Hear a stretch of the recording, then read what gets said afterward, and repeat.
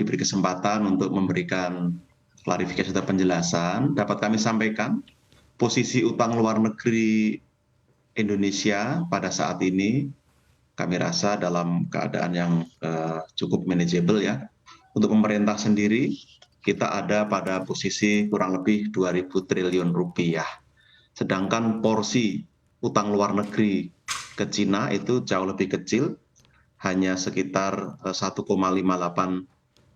miliar dolar atau tidak lebih dari 30 triliun atau hanya 0,8% dari total utang luar negeri kita.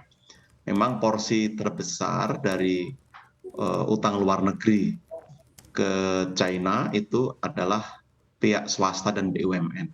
Dan ini tentu terkait dengan berbagai proyek yang sedang dijalankan di Indonesia. Jadi kita pastikan kalau dibandingkan dengan Sri Lanka, kita ada pada posisi yang jauh lebih baik dan kita optimistik masih terus bisa mengelola utang dan perekonomian kita dengan baik.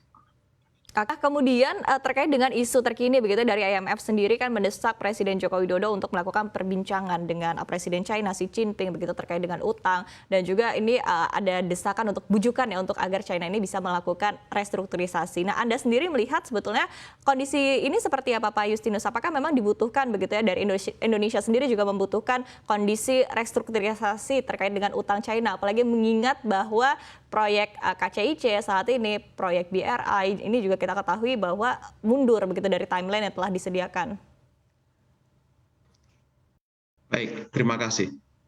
Kalau dorongan IMF sendiri sebenarnya lebih dalam konteks multilateral terkait dengan posisi Indonesia sebagai presidensi G20. Jadi ini bukan spesifik tentang posisi utang Indonesia, Mbak Iva.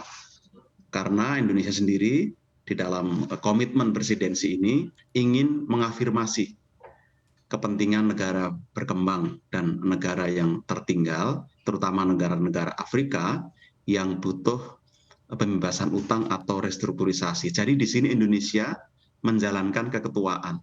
Sebagai leader kita didorong untuk proaktif dan sudah kita lakukan. Dalam Common Framework kita sudah berhasil membantu beberapa negara Afrika termasuk Zambia, Ethiopia itu untuk mendapatkan relaksasi atau restrukturisasi, dan ini terus akan kita dorong. Tetapi kita juga paham bahwa forum G20 itu punya banyak isu, mungkin tidak secara spesifik hal ini akan dibahas, tetapi akan menjadi perhatian dari negara-negara anggota G20 untuk melakukan ini. Untuk Indonesia sendiri, kami rasa dari posisi yang ada, total 21 miliar dolar utang kita ke China, sebagian besar adalah utang swasta, dan terkait dengan bisnis kurang lebih 300 triliun rupiah, dan utang pemerintah ke China sangat kecil, hanya 1,58 miliar dolar, sekitar 25 triliun. Kami rasa jauh dari isu kepentingan untuk restrukturisasi bagi Indonesia, tapi lebih kepada bagaimana Indonesia didorong untuk membantu negara-negara yang ada resiko terjerat utang dari China tadi, Mbak Iva. Oke, Pak Justinus, kita akan lebih membedah lagi begitu terkait dengan portofolio utang luar negeri Indonesia terhadap China. Dari portofolio begitu sebetulnya yang terbesar ataupun juga secara proporsi seperti apa sih Pak? Apakah memang masih lebih besar di energi, nikel atau infrastruktur? Baik, terima kasih Mbak Iva. Jadi utang pemerintah ke China hampir semua itu terkait dengan proyek infrastruktur yang sudah jelas. Ada pembangunan Waduk Jati Gede, itu sudah diselesaikan dan bisa langsung dimanfaatkan oleh masyarakat. Lalu juga proyek pembangunan tol di Kuala Namu, itu juga merupakan dukungan dari pinjaman dan saat ini juga sudah bisa dimanfaatkan, termasuk berbagai program infrastruktur di beberapa tempat yang lain. Dan saat ini kita fokus kepada proyek green economy atau green infrastructure yang lebih mendorong kepada penyediaan infrastruktur dengan energi berkelanjutan. Ini juga selaras dengan framework dari G20 yang didorong oleh Indonesia, yaitu transisi pada energi yang terbarukan atau berkelanjutan. Dan kita terus mengafirmasi ini, maka pemerintah dengan tata kelola yang baik, tadi sepakat dengan Mas Tauhid, kita juga harus menjadi penyambung lidah kepentingan negara berkembang dan negara miskin.